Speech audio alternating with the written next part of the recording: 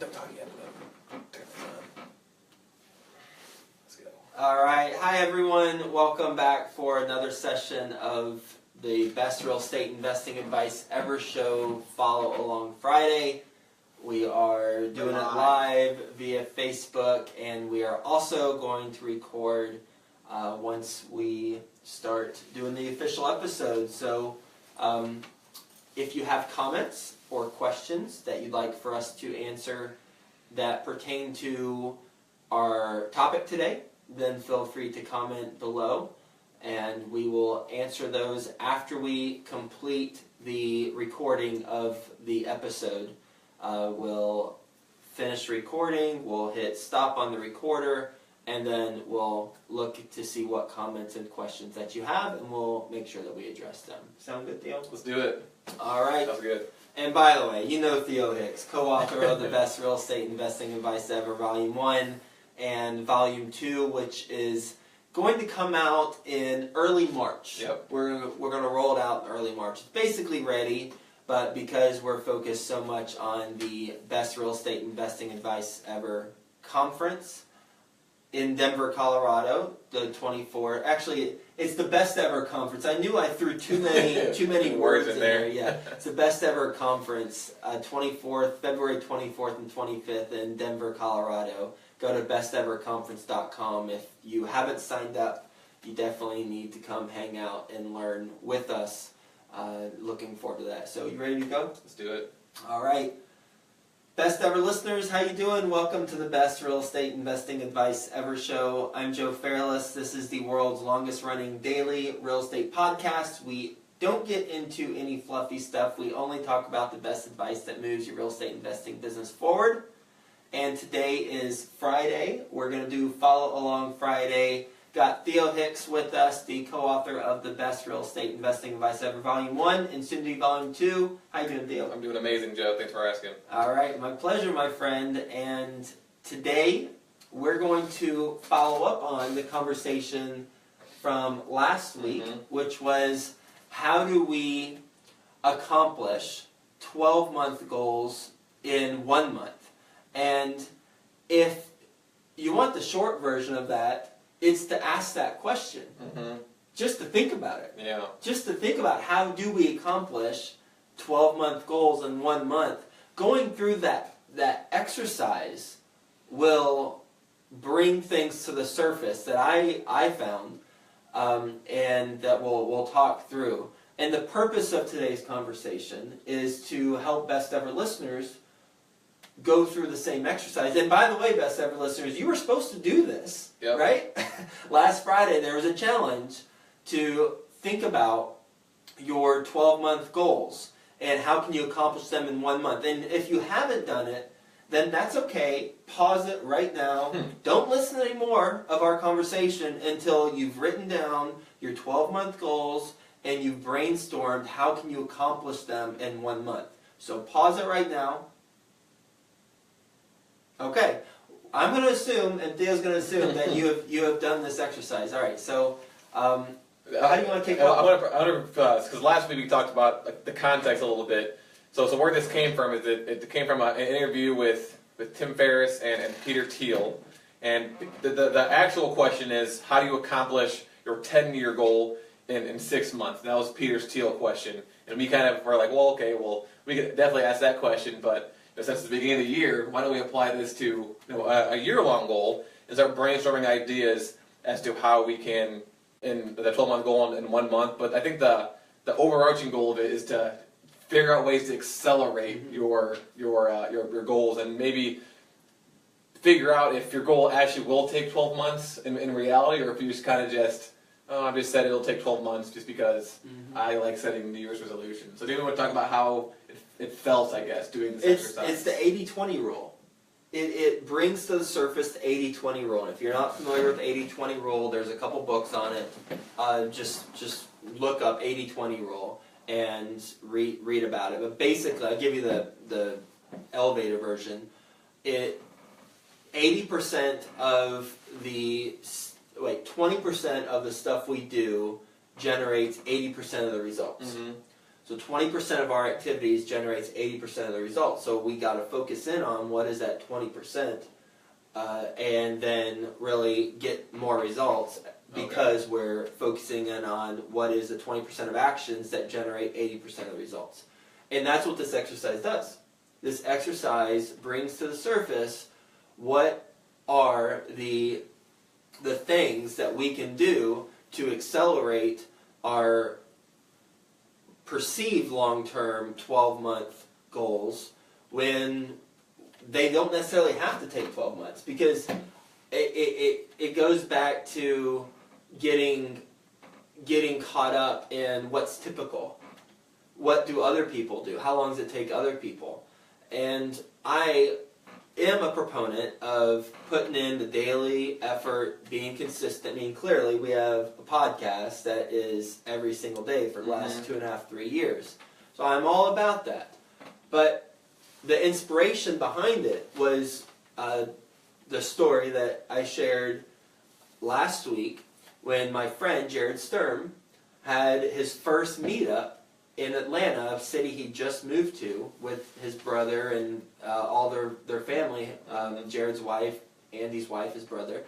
And Jared had over 90 people at his first meetup that he hosted. And he got it by bringing in another group that was already meeting, and he basically took over that group because that other person didn't want to lead it anymore. And that got me thinking, well, what are some of the things I'm doing now that is taking longer than it's unnecessarily taking longer? Okay. When I could bring in a group like that, in that case, and make my stuff go faster. So it was how I approached it is I created a Word document, and I just listed out some of the goals that I'm focused on in the next 12 months. And I was like, okay, how can I actually accomplish these in 1 month? Okay.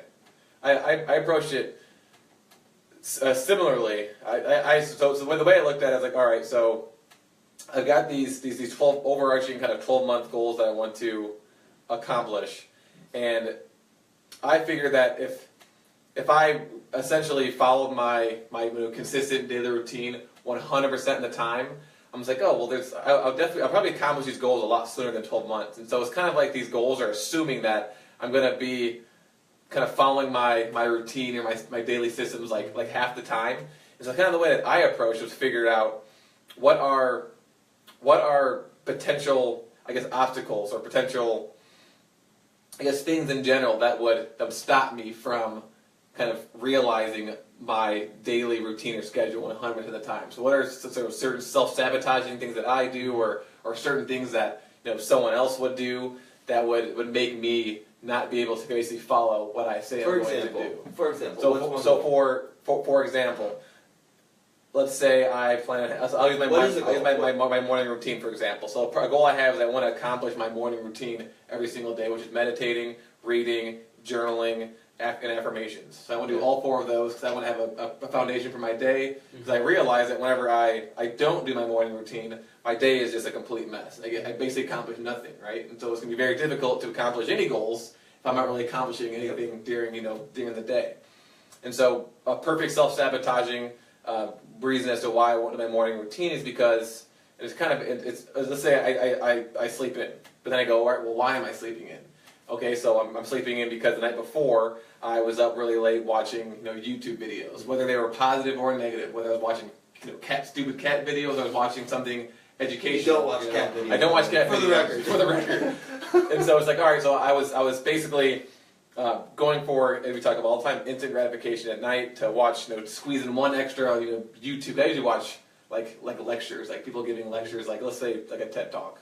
It seems like at the time that might be a positive thing to do to learn, but it's making me stay up late, which makes me wake up in the morning and be like, well, I could get up and do my morning routine, but I went to bed late last night. I know I need to get 8 hours of sleep, because that's so important. We've all been there. And so once I kind of figured out and I guess I'll get into my solution too, is once I started figuring out kind of what the root cause was as to why I was, let's say sleeping in. And it was because I was essentially doing what I actually wanted to do and kind of giving myself a reward at the end of the day for, let's just say, no reason, because I wasn't accomplishing what I wanted to do. And so instead of essentially doing because it's kind of the carrot versus the stick. Do you punish yourself for not accomplishing it, or do you reward yourself when you actually accomplish it? And I'm more of a stick kind of person, and that just, for me personally, just does not work. And so I guess my overarching thing, my overarching plan, or the overarching thing that I discovered when I was kind of writing out what was self-sabotaging me from accomplishing my goals is number one, I guess self-sabotaging. Number two, I wasn't rewarding myself for actually accomplishing things. I didn't really have any sort of benefit for accomplishing it, obviously outside of long-term growth, but like that instant gratification, just because that's just how I realize I am. I need that instant gratification of some sort, so why not hack that instant gratification and use it to reward myself for actually accomplishing everything I say I'm going to accomplish on that day, whether it be morning routine or whatever, the checklist of items I say I'm going to do for the day, instead of, getting sucked into some podcast rabbit hole or YouTube rabbit hole during the day, and then kind of continue to do that at night and saying, oh, well, it's nighttime now, I might as well just kind of continue doing it, instead of saying, well, no, you didn't accomplish what you said you're going to do, so you don't get to do that. And so that's kind of where I took the exercise. So you have identified your 12-month goals, which in your case are more Systems. Ways to condition yourself to be set up for success, not necessarily the success itself, not necessarily a specific thing within success, but just creating the systems for you to be successful.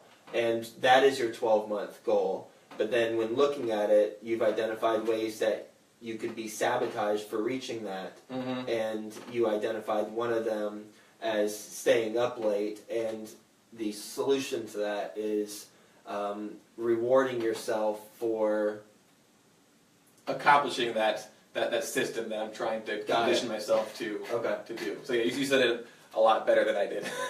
But that's exactly. I'm more of a systems person and less of a, because again, I would say the word would be goal person, but it's not necessarily that I don't set goals for myself, is that I kind of reverse engineer it and go down to right to the system, and just focus on that system first and then work my way up towards, all right, so now that I got my system, now I can actually work towards accomplishing something instead of kind of slowly stumbling my way through to a goal that I created. I'm kind of like that, except that I identify the goal, and then I identify what actions do I need to take and what system do I need to have in place in order to reach that goal. Yeah. So I'm with you, except that I also identify what is that thing. Yeah. And so whenever I was doing my list, and I'll just give you my list, I want to do 8 deals, 8 multifamily deals in 2017. Okay. We are scheduled to close on 2 in March, and that is with one investor that is partnering with us on both of those deals. So they're assuming that things go according to plan. There will be 6 remaining deals that I would like to close in 2017. And in order to do that, that would require roughly $60 million in equity, assuming a purchase price of about $28 million per property, and then I believe 28 million times, how I do it is 28 million times 35%, that's 9.8 million a deal, because about 35% is all the capital, I mean it depends on the deal, but about 35% is the capital that you need all in, so that's about 10 million a deal times 6 deals, that's $60 million. And so then the question is, how do I identify the right partners for $60 million worth of equity? And you're not going to believe this, I haven't told you this, but a week and a half ago, I got a text. It was the night of the Super Bowl. Okay. I got a text, and it was from one of my clients and investors, and he said that he has an international investor and this international investors group who has $64 million. Crazy, right? That's crazy. Who has $64 million and Awesome, they're looking to invest. And I actually have a call with them in 2 days. And we're going to jump on a conference call. I don't know where it's going to go. But just like that, I mean, we did this exercise. It's very strange. We did this exercise, and I wrote down $60 million is what's needed. And I get this text message on the Super Bowl that they say this gentleman says there's $64 million they're looking to invest. Now, we recorded last week after I got that text. Mm-hmm. The last week we recorded, and I had just gotten the text the day before. So I'd already got the text before I wrote this down. But I wouldn't have changed anything. Yeah. It was still going to be 60 million. So there was still that alignment.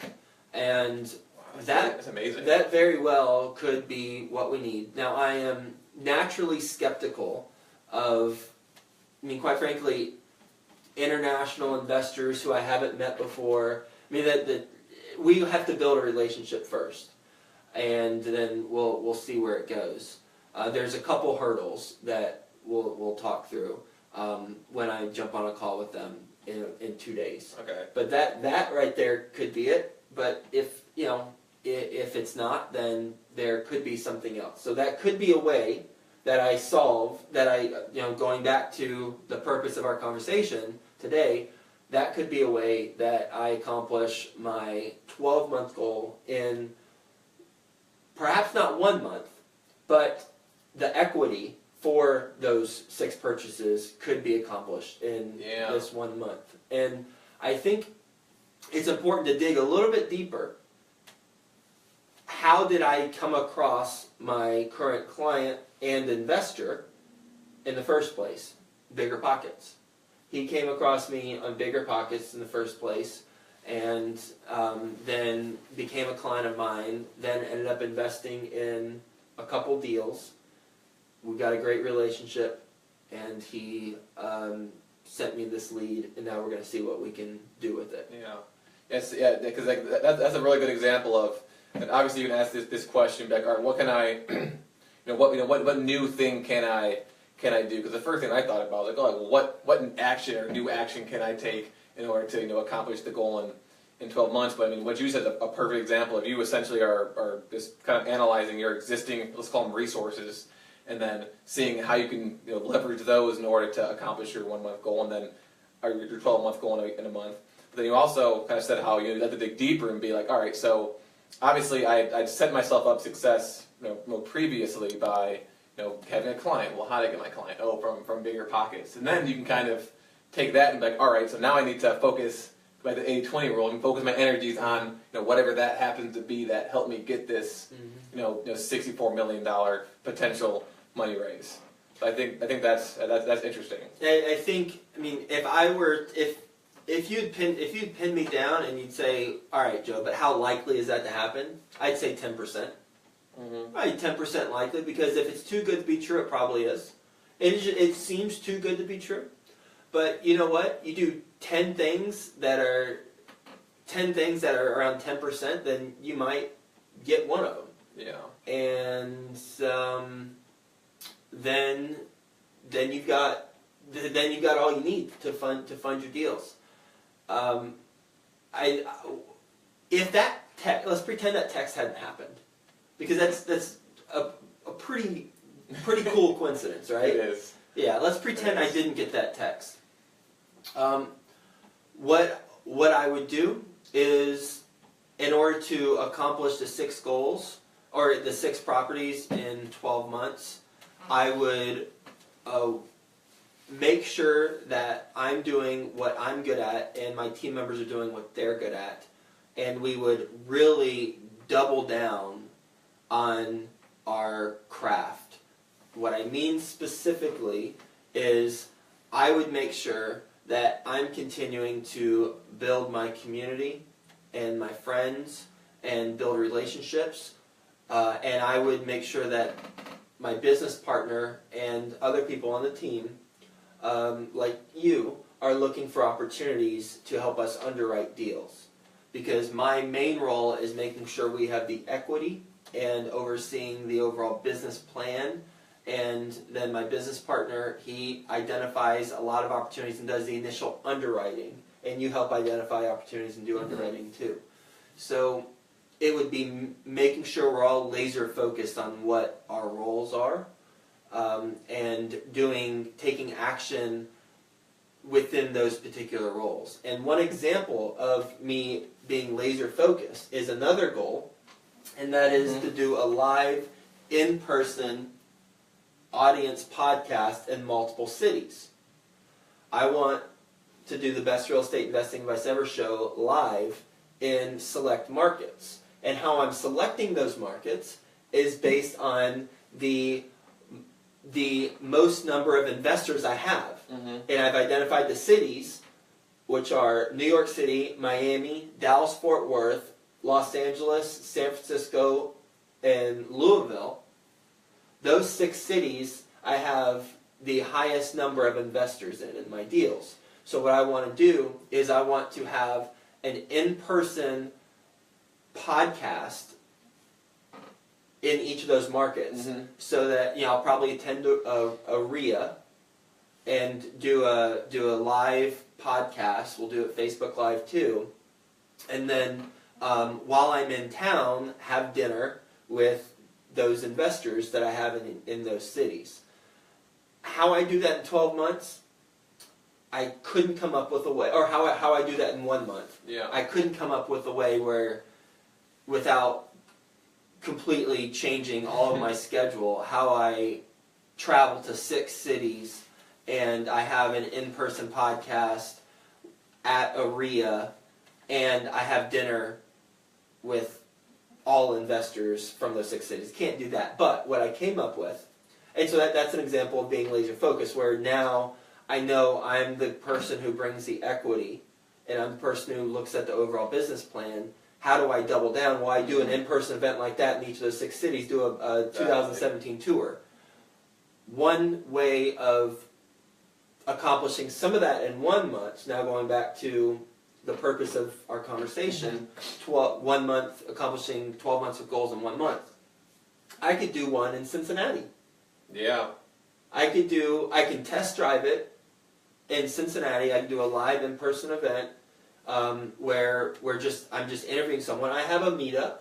I could do it at a meetup, and we could record it via Facebook Live, and I could at least get that under my belt. And the power's in momentum. We could at least build some momentum, and then that would carry me into the 2017 tour of these 6 markets where I have most number of my investors. Yeah, I think that's I think that's a very interesting way to approach it, because you kind of found a goal that is technically, it's basically impossible to do it in 1 month. But again, you identified the route as to why you're doing it. It's because my goal or my role is the equity raising, and that involves building a relationship with my investors. Well, how can I increase my form better relationship with my investors? I can go out and meet them in person and do that. I necessarily can't do that in a month, but maybe it makes sense to actually kind of practice doing this in live person events beforehand, and you've kind of you've got your foundation set up. If you already have a meetup, you already have a podcast, and so you kind of leverage your existing resources to figure out how you can either accelerate your plan, but as you said, and I think it's very important, is the momentum. It's all about kind of momentum. It's very difficult to go from, it's possible, but very difficult to go from doing absolutely nothing to doing all of it. And that kind of stimulated, again, in my mind, another kind of self-sabotaging thing that I kind of wrote out is that essentially I'll have no routine or no habit or no system, and then I'll try to be like, all right, what do I need to do to what's the ideal system I want to create for myself? Like, all right, I want to do A, B, C, D, E, F, G, and I try to do all of them. But then again, it's very difficult to do that. And so I guess something else that a technique, and I think this is a Tony Robbins technique, and it's kind of a little bit off of what you were talking about, but more along the lines of what I was talking about, is habit stacking. And so, I guess it has to do with momentum. It's habit stacking, where if you have a list of 2 or 10 things you want to do. Instead of trying to do all of them at once, do one for like a week or a couple of days. And once that one's like locked into your schedule, you've got the momentum. So now add a second one on top of that, lock that into your schedule, and a third, and a fourth, and then a fifth, and eventually you've got the whole entire habit routine stacked up, and they're all solid. Instead of trying to build your entire building in one day, slowly build it up. And so I guess that's kind of what you're doing. Instead of attacking all of it at once, you're like, all right, well let's practice this first. Let's try it out, test it out, work the kinks out, and make sure that when it's the most important, when I'm doing it in front of the investors or any other cities, that it's everything. I know everything. I know exactly how it's going to go and how everything's going to work. So I think that's a really, really good idea. And it's also something that Tony Robbins talks about. Never leave the sight of a goal without taking action. Never leave the sight of goal setting without taking action towards that goal. So I write down goals, yeah. But what is the one thing I'm going to do? Just it can be minor right now that will build momentum. And yes, it does help me iron out some kinks and do a dress rehearsal. Yeah. For me, even more important is it actually puts things in motion, the momentum and as you said, the habit stacking, because I'm able to now, I've done it, and now I just can continue to do it because it's no longer a thought, it's no longer on paper, it's actually now recorded, and it's being on YouTube. It's something. It's not just an idea, it's not on my whiteboard anymore. And that's powerful. It's incredibly powerful. Yeah, it's taking those again as one step at a time. The analogy that I always think of, I can't remember who said this. Who's the guy that wrote Chicken Soup for the Soul? Oh, Jack Canfield? Yeah. I think it was him that said that. And this is kind of a generalization. It's not exactly how you should approach just kind of goals, but this is I think a good analogy to help you out. He says something along the lines of when you're driving your car, obviously you've got like your GPS and your end destination in sight, but you're not. And I'm adding this part. Not that you're not just staring at the end destination on your phone while you're driving and just kind of not looking out in the windshield.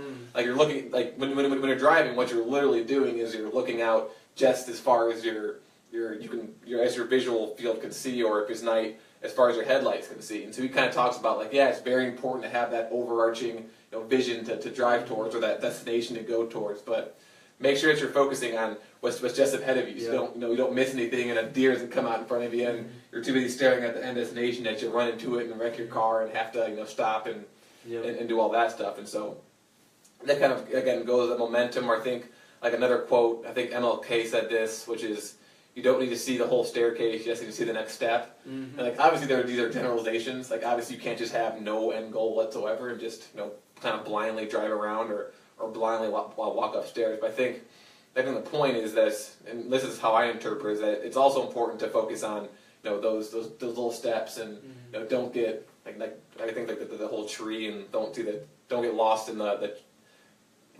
forest analogy. Yeah, something along the lines of that. And that's something that I tried focusing on for this exercise, and figured out what's like an ideal day. What's my ideal day that if I can do this, and I can as you said, kind of condition myself to do all of these different habits and routines, and again even leave a chunk of time open for Joe Fairless duties, as I call them. And if I can just follow that perfectly, I think that I'll be able to basically accomplish really anything. But if I keep kind of stumbling around, and I can't even get a routine in place in order to kind of launch from, I think that for me is my main focus for 2017.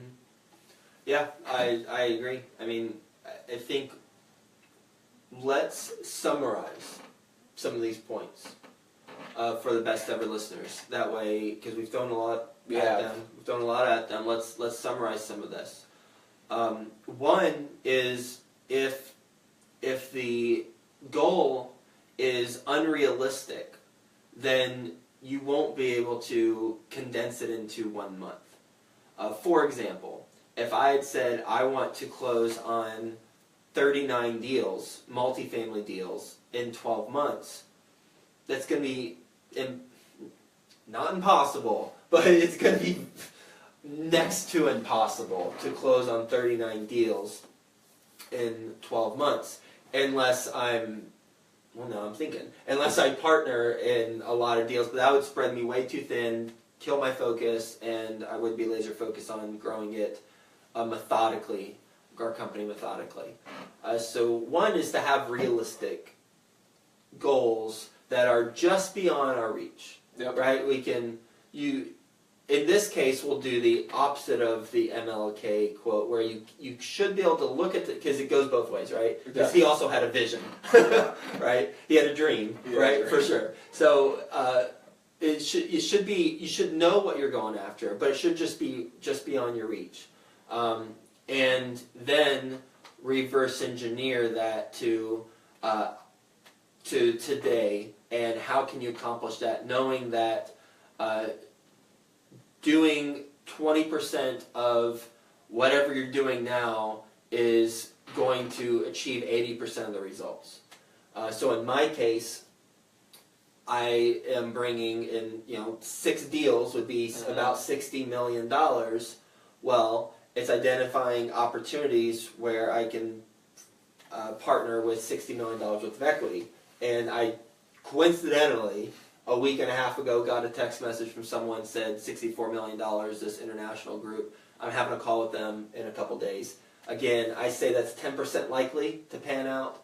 But if it does, boom, there's the goal accomplished. Exactly. And it's important to know how I came across, and that is being active with investors, both through the Best Ever community, but then also through Bigger Pockets and other forums locally that you attend. That's important. And if it doesn't pan out, then I'm going to continue to do things that I know will generate results, because the number one source of new investor capital for me is referrals. And the number one way to get referrals is to build relationships. And the number one way to build relationships with investors is to meet in person. And that's why it goes to the 2017 tour that I'm going to those 6 markets that I've identified. So we've got to do the exercise by identifying our goals and then reverse engineering each step of the way and identifying what is the most effective way of getting that next step. Yep. And then eventually you're going to end up at where I ended up, simply doing one thing, a local, in-person studio audience in Cincinnati or wherever you're living. In my case, Cincinnati, and I'm doing that, and I'm building momentum, and then I can move it towards 2007, towards other markets, meeting with investors, and then those meetings will generate more referrals, which then can generate more opportunities and $60 million. Yep. So end goal, reverse engineer, see what's generating, what 20% of what you're doing is generating 80% of the results, and then essentially laser focus in on that and figure out, kind of, 5 why that, and figure out exactly why, why you need to do that, and then why you do that, and to figure out, the actual tangible thing you can do. And then, as you said before, make sure you do something. Once you figure out what that is, make sure you do something to kind of start pushing them and increasing the momentum in that direction. Yep, exactly. I think that's perfect. Cool. All right. Anything else that we should talk about that we didn't mention? For the listeners, no. I'm going to check out the comment section here. Well, you know what? One thing though, Best Ever listeners, I do want to ask your opinion about something, and that is, I was running with Colleen, my fiance, yesterday, and we were brainstorming a way to give back in a larger capacity within the infrastructure of this show, so that we're building towards something altruistic. I'd like to do that with this show more. And one thing we brainstormed, I'd like your opinion on this, is to have Best Ever listeners submit